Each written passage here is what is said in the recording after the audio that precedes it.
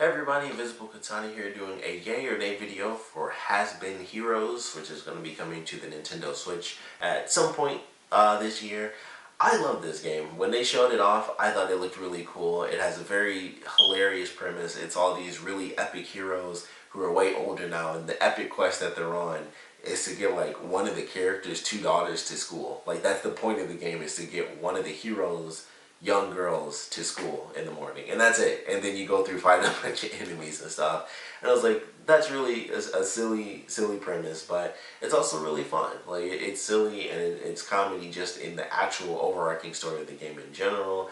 The combat itself looked very interesting, and going through my notes here, the first thing is that it's 3-lane attacks, which I thought was cool. So you have your 3 characters, and you can move them around, and it's almost turn-based, but the person that was playing it was such an expert, it was just constantly moving. So they have it where you can actually pause it to look at what you need to do. Like, okay, this enemy's here, and you get to move your characters around and stuff if you want to. But he was moving so fast, it barely paused. There were only like a couple of moments where you actually got to see it pause, and they were kind of explaining it. But it can be that fast-paced, and I was like, I like that idea. Like, it's made as this, where the enemies are coming, you do your attack, you're switching characters now, and you get to look at the map, which is not too big of a map, but you get to look at it as like, okay, this lane, and this lane, this one has multiple characters, this character can kill multiple characters, so I'll get like a quad kill or something like that. And it was really cool. I was like, I love that idea where you get that balance of being able to pause the game, or it pauses itself pretty much as you're going through the battle. But if you're fast paced enough, you're just like, all right, I see this, and you can just move your characters really quickly, and just kind of fly through it. And I was like, that's actually kind of cool. So I really enjoyed that. They talk about this game has over 200 spells and over 200 items for the characters, which I thought was very cool. The spells have different effects on different enemies, so they mentioned elemental attacks. If you go through a whole map and it's like you're just wiping out characters with this electric weapon, and then you get to the boss who is an electric type enemy, you just have to die and start the whole map over and realize, okay, I can't win using this electric item because that will do nothing against the boss. I'll need to switch to something else. And I thought that was cool. And so they make the game where it's like, yeah, sometimes it'll seem unfair, like you go through beating everybody up and then you get to the boss and he has the same power as you, so he destroys you. You have to lose, so it does seem a little unfair, but at the same time, they mention like every time you lose, you get new spells to unlock. So there's like a character that basically has like a little wheel that he spins, and then a ball comes out, and that's the spell you get. So the more you die, the more possibilities for spells you can get. Like every time you die, there's a new batch of spells that gets unlocked that the person can end up, randomly selling to you. So I was like, that's cool. And they make it where it's like, it seems like it sucks, you go through all this stuff, but every time you die, you get technically new opportunities from every death to, get something new and cool in the game.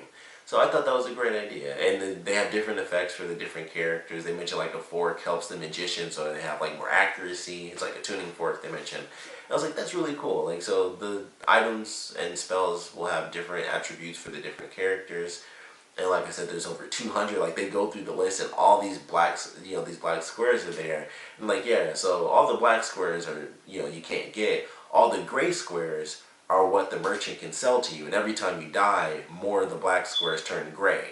So there are like 1 million empty black boxes. They had like maybe 6 or 7 filled in boxes for spells that they actually unlocked, and then they had like 30 boxes left over that were all grayed out. And it's like, yeah, we can possibly get these, but there's still a bunch that was grayed out, and then even more that were completely impossible for them to unlock. So it was very cool. They're like, there's so much replayability from that aspect of it, of all the different items and all the different spells.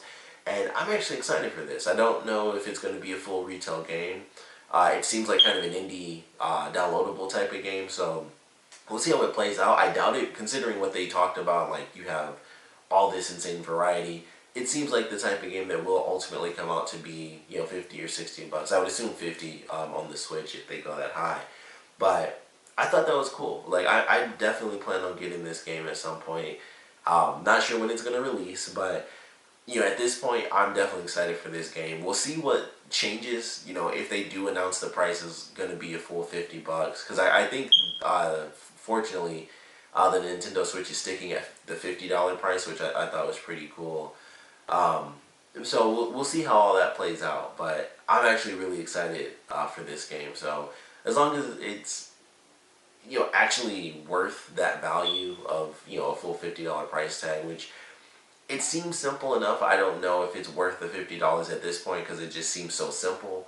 But I might just have to see more footage to be like, yeah, I'd pay the full $50 price. At this point, I'd probably play closer to like $30 for this game. But like I said, I still plan on buying it. Like no matter what the price is, I think at some point I will end up getting this game. So it's definitely a yay for me. If you haven't seen the footage, highly recommend you guys checking it out because it looks like a really fun game. But we'd love to know where you guys stand on it. Is it yay, nay? You kind of somewhere in between. You gotta wait on the price, too maybe. But we'd love to know what you think about this style of game. So please comment below, let me know, and thanks for watching.